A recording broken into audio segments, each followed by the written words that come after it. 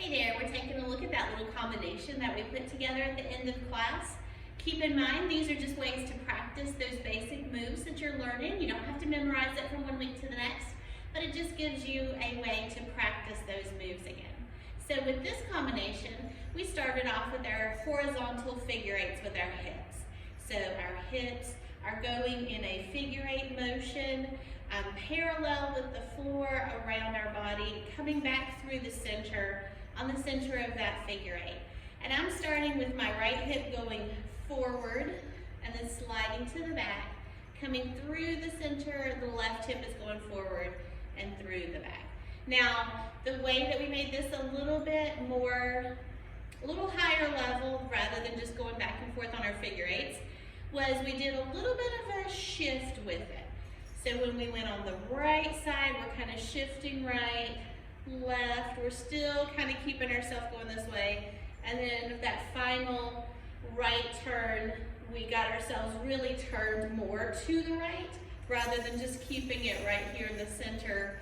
We were kind of moving with it. So a little bit of a weight shift, let it turn us to the side a little bit, and then what would have been our last left-hand side, we used that, you could say 7 and 8 count to just kind of pause and get ourselves ready to do the next step.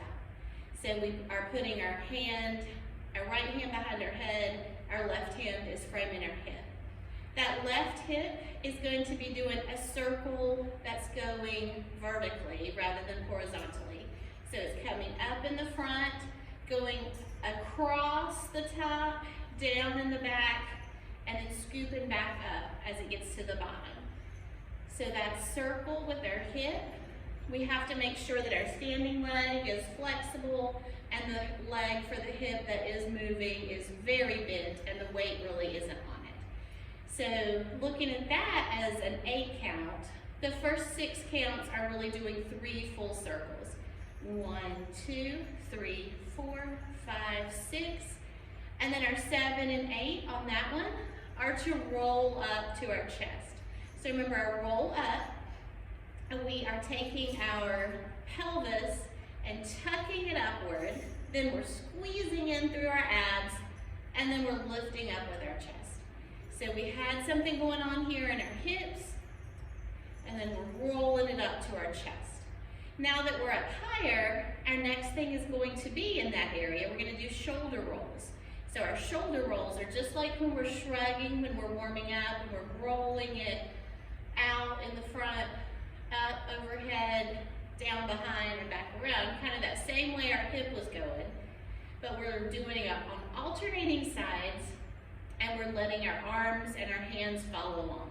We don't want our hands to lead the way, we want them to follow on the very last part. They're just flowing behind.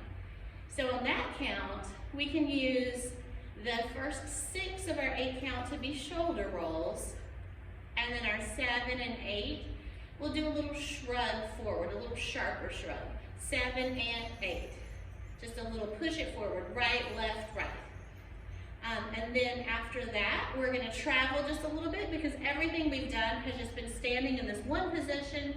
So we're thinking about some of our traveling moves that we practiced today.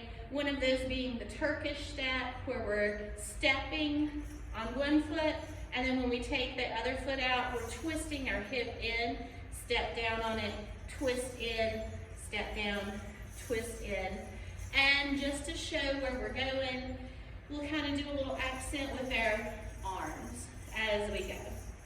So we'll do an 8 count going forward, which is actually 4 steps, and an 8 count going backwards, which is another 4 steps. And then when we get back to where we started, we'll start the whole thing on the left-hand side. So everything we just did, turning it to the left and doing the whole thing over on the left. Okay, so let's see what all that looks like to some music.